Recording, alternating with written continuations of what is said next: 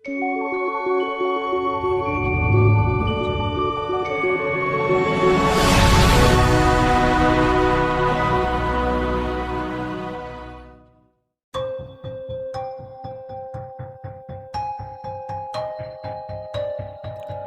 से लोग कीमती पत्थरों को पसंद करते हैं, लेकिन इंगे की दिलचस्पी बड़े बड़े चट्टानों में थी।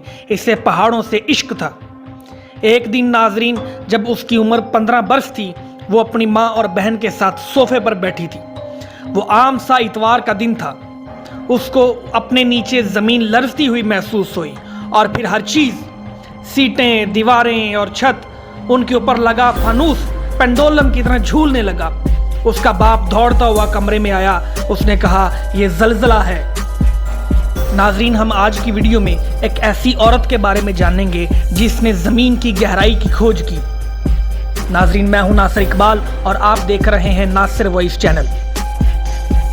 नाजरीन, ये वो लम्हा था जब 1888 में डेनमार्क के एक कस्बे में एक लड़की जिसका नाम इंगे लैमन था, उसने सबसे बड़ी चट्टान के बारे में दिलचस्पी लेना शुरू की, यानी सूरज की तीसरी चट्टान जमीन के बारे में। इस जलजले के 20 साल बाद इंगे एक जलजला दान बन गई।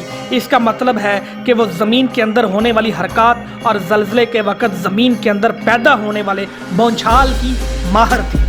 नाज़रीन, इंगे और उसके साथियों को एहसास हुआ कि जितनी ज़्यादा मालूमात हम जलजले के बारे में इकट्ठी करते हैं, इतना ही ज़्यादा हम ज़मीन की गहराई के बारे में भी मालूमात हासिल कर सकते हैं। उसने महीनों अदादोशुमार का मुशाहदा किया और इस नतीजे पर पहुंची कि हमारे कदमों के नीचे 250 किलोमीटर के फासले पर कुछ तब्दील हो चुका है।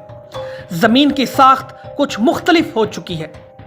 आज साइंसदान इसे लेमन डिस्कॉन्टिन्यूटी के नाम से जानते हैं, लेकिन फिर इंगे ने इससे भी हैरानकुन चीज़ ढूंढी। उस वक्त तक साइंसदान ये तस्वुर करते थे कि ज़मीन के अंदर एक बहुत बड़ी पिघली हुई गेंद है। जलजलों के मुशाहदे के जरिए इंगे एक बिल्कुल ही मुख्तलिफ नतीजे पर पहुंची।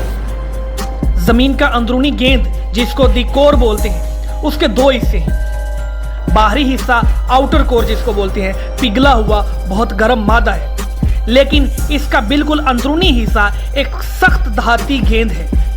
साइंसदानों ने इंगे के नतायज की जांच की और महसूस किया कि उसके नतायज बिल्कुल दुरुस्त हैं।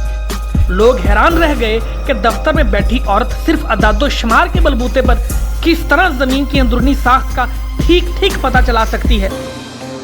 नाजरीन, बढ़ापे में इंगे की सरगर्मियां शहर से दूर एक छोटे से कॉटेज में बसर हुआ करती थी। एक मुलाकाती ये देखकर हैरान रह गया कि इंगे ने इस उम्र में भी अपने लिए भलाई मंजिल में कमरा चुना था और वह रोज रात अपने कमरे में सीढ़ियां चढ़कर जाती थी।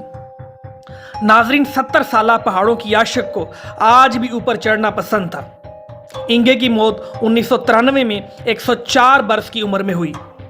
नाजरीन, अगर गर्मियों की किसी तपती दोपहर में आपको एक खोलता हुआ गेंद अपने सर पर महसूस हो, तो इस डैश साइंसदान को ज़रूर याद रखिएगा जिसने हमें बताया कि एक खोलता हुआ गेंद हमारे कदमों के नीचे भी है। नाजरीन, ये थी हमारी आज की वीडियो।